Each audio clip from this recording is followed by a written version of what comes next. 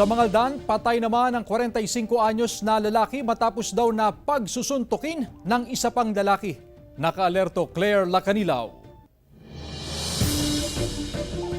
Patay ang 45 anyos na lalaki na si Noli Ocumen matapos umanong pagsusuntukin ng kanyang kapitbahay sa barangay Anolid, Mangaldan, Pangasinan. Nagtamo ng matinding sugat sa ulo ang biktima. Dinala pa sa ospital ng biktima, ngunit idineklarang dead on arrival. Sa investigasyon ng pulisya, pumasok ang biktima sa bahay ng sospek at kinain umano ang nakalatag na pagkain sa hapag. Madalas daw roon ang biktima dahil kaibigan pa niya ang sospek. So habang kumakain, nakita nitong may-ari ng bahay, yung asawa, at yun, nagkaroon ng altercation at kasi sinaway niya itong biktima natin.